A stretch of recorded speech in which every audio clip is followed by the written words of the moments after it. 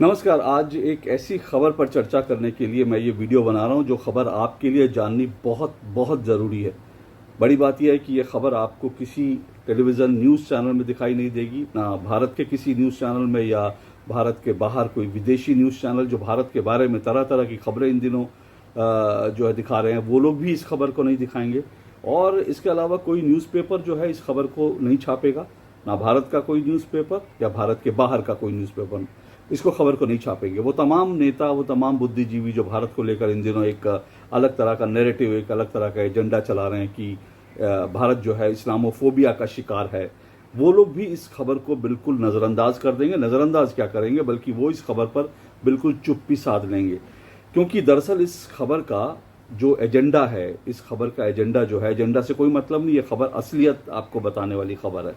क्योंकि एजेंडा तो ये है कि भारत में इस्लामोफोबिया है, भारत में जो है इस्लाम को निशाना बनाया जाता है, लेकिन असलियत ये है कि इस्लाम नहीं बल्कि दुनिया में अगर निशाने पर कोई है तो वो हिंदू हैं, अगर निशाने पर कोई है तो वो हिंदुत्व है। और इसीलिए ये खबर जो है, मैंने कहा ये सच्ची खबर है, इसलिए आपको ये खबर कोई नहीं दिखाएगा, लेकिन ये खबर आपको जाननी ज़रूरी है।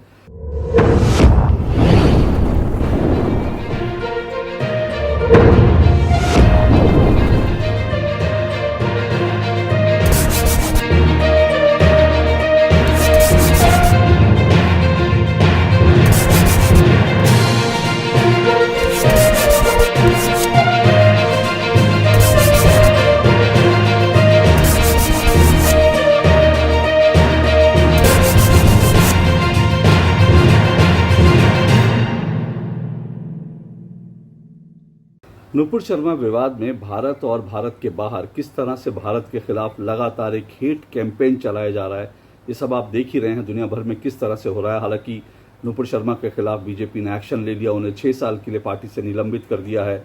इसके साथ साथ उन्हें पार्टी के राष्ट्रीय प्रवक्ता के पद से हटा दिया है। नुपुर शर्मा अपने बयानों को वापस ले चुकी है। उसके बावजूद भी किस तरह से भारत के खिलाफ लगातार एक हेट कैंपेन चलाया जा रहा है, भारत को किस तरह से जलाने की कोशिश की जा रही है, वो आप सबसे छुपा नहीं है। और इस पूरे विवाद के बीच इस्लामी देशों ने किस तरह की भूमिका निभाई, वो भी आप देख रहे हैं। ओआईसी जो जैसा संगठन जो है वो लगातार भारत के खिलाफ जो है जहर उगल रहा है। और हम सब जानते हैं ओआईसी दरअसल जो है पाकिस्तान के पिट्ठू की तरह से काम करता है, क्योंकि पाकिस्तान ओआईसी देशों में एक अकेला देश है जिसके पास परमाणु बम है। तो कहीं ना कहीं जो है वो कारण जो भी रहे, इसके अलावा भी बहुत सारे कारण हो सकते हैं, मैं उन पर आज बात नहीं करूंगा। लेकिन बड़ी बात यह है कि ओआईसी जैसे और इस्लामी जो अलग मुल्क हैं, चाहे वो कतर हों या दूसरे देश हों, वो देश और उन देशों में चलने वाले जो न्यूज़ ऑर्गेनाइजेशन है, अल जजीरा जैसा जो एक जहर उगलने वाला जो न्यूज़ चैनल है, जो आतंकियों को सपोर्ट करता है, वो किस तरह से भारत के खिलाफ हेट कैंपेन चला रहा है, ये किसी से छिपा नहीं है।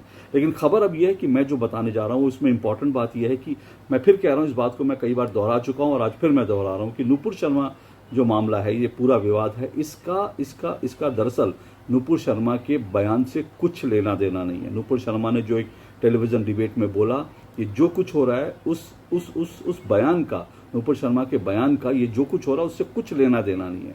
अब कई बार ऐसा लगता है कि ये क्या मोदी और योगी के खिलाफ है, क्योंकि कहीं ना कहीं ऐसा लगता है कि जैसे मोदी के खिलाफ लोग अपना गुस्सा निकाल रहे हैं कि भाई मोदी क्यों सत्ता में है, या फिर उत्तर प्रदेश में योगी के खिलाफ एक कैंपेन चल रहा है कि योगी क्यों दोबारा सत्ता में आ गई।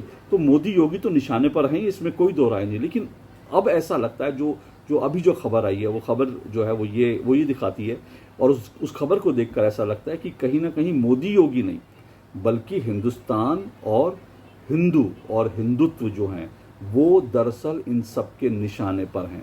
मैं ऐसा क्यों कह रहा हूं, क्योंकि अभी एक जिसमें खबर की बात कर रहा हूं वो खबर बहुत चौंकाने वाली भी है, और वो खबर जो है बहुत चेतावनी देने वाली भी है। दरअसल यरूशलेम में एक मौलाना का जो वीडियो है वो वायरल हुआ है, और उस वायरल वीडियो में ये जो मौलाना है फिलिस्तीन का मौलाना है, और इसका नाम शेख निदाल साइम करके इसका नाम है। और ये जो है ये भाषण दे रहा है और पब्लिक के बीच भाषण दे रहा है, और अपने भाषण में ये कह रहा है कि दरअसल हिंदुत्व को ख़त्म करना ज़रूरी है।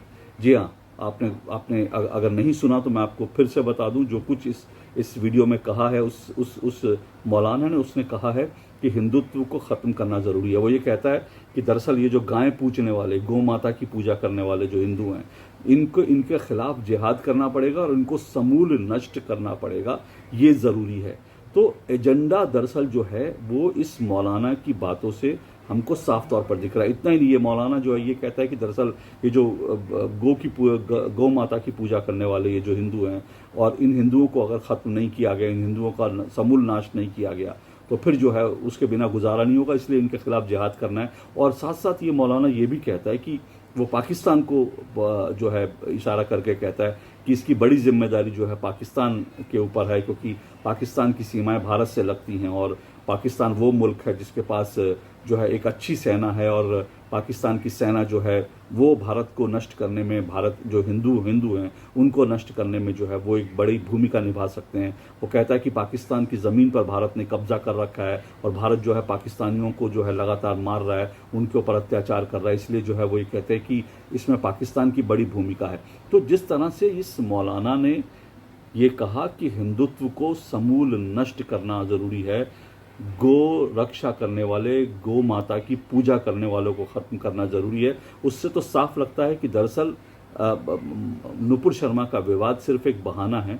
और दरअसल ये जो कुछ हो रहा है इस वक्त, चाहे वो हिंदुस्तान में हो रहा हो, चाहे हिंदुस्तान के बाहर हो रहा हो, जो इस्लामी मुल्क कर रहे हैं या फिर जो कम्युनिस्ट कर रहे हैं, वो सिर्फ और सिर्फ उसके पीछे एक ही कारण है, और वो जो कारण है वो है हिंदू फोबिया। यानी ये लोग चाहते हैं कि किसी भी तरह से दुनिया से हिंदुओं का समूल नाश कर दिया जाए। इस्लामी मुल्क दुनिया में बहुत सारे हैं, 57 से ज़्यादा मुल्क हैं, इस्लामी मुल्क हैं, और बहुत सारे क्रिश्चियन मुल्क हैं।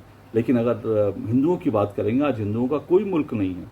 एक नेपाल था, लेकिन वो भी अब कम्युनिस्ट मुल्क हो चुका है, तो नेपाल भी अब हिंदू राष्ट्र नहीं रहा। भारत में हिंदू जो हैं वो बहुसंख्या में हैं। भारत एक सेकुलर देश है, लेकिन बहुसंख्या में हिंदू हैं। तो दरअसल ये जो कुछ कहा जा रहा है कि हिंदुत्व को नष्ट करना है, हिंदुओं को ख़त्म कर देना है, हिंदुओं के खिलाफ जिहाद चलाना है, जिहाद से हिंदुओं को और हिंदुत्व को ख़त्म करना है, इसके पीछे मंशा क्या है? क्या इसके पीछे मंशा गज़वाए हिंद की है? क्या वो चाहते हैं कि दुनिया से हिंदुओं का समूल नाश हो जाए? तो इन मौलानाओं के मन में दरअसल ये भाव है, जो कि कहीं ना कहीं इस वीडियो में वो मौलाना कहते हुए दिख गया। ये खबर सिर्फ 1-2 वेबसाइट पर आई है, ज़्यादा मैंने कहा ये खबर कोई दिखाएगा नहीं, क्योंकि सच बात ये है कि दुनिया में हिंदुओं की संख्या बहुत सीमित है और हिंदू फोबिया के शिकार जो हैं हम लोग हो रहे हैं। भारत हो रहा है, दुनिया में जो है हिंदू फोबिया जो है वो काम कर रहा है। लेकिन उस हिंदू फोबिया की जो भावना है, जो हिंदू फोबिया है, उसको दबाकर, उसको छिपाकर दरअसल इस्लामोफोबिया का बहाना बनाकर, एजेंडा बनाकर इस तरह से भारत के खिलाफ काम किया जा रहा है। तो मैं सिर्फ ये खबर आपको, मुझे लगा कि आप तक पहुंचानी ज़रूरी है कि किस तरह से यरूशलेम में एक मौलाना जो है सरेआम हिंदुत्व को नष्ट करने की बात कर रहा है। ये हम सब के लिए एक चेतावनी है, और अभी भी ये बड़ा ज़रूरी है कि अगर इससे इस जिहाद से, जो सिर्फ जब वो कहता है कि हिंदुओं के खिलाफ जिहाद, तो सिर्फ हिंदुओं के खिलाफ जिहाद नहीं है, बल्कि दरअसल ये हिंदुस्तान के खिलाफ जिहाद है, ये भारत के खिलाफ जिहाद है। तो मुझे लगता है कि चाहे हिंदू हो या मुस्लिम हो, इस जिहाद के खिलाफ, भारत के खिलाफ, हिंदुओं के खिलाफ ये जो जिहाद है, इसके खिलाफ भारत के हिंदू और मुस्लिम सबको एकजुट आना पड़ेगा, जो भारत से प्यार करते हैं, जो चाहते हैं कि भारत जैसा मुल्क जो है, एक शांतिप्रिय मुल्क जो है, दुनिया के नक्शे में रहे। उसके लिए बड़ा ज़रूरी है ऐसे तमाम हिंदू और मुसलमानों को ऐसी सोच के खिलाफ, इस हिंदू फोबिया सोच के खिलाफ आवाज़ उठानी पड़ेगी, और बहुत सक्रियता से उठानी पड़ेगी। फिलहाल इस वीडियो में इतना ही। आपको कैसा लगा ज़रूर बताइएगा। नमस्कार।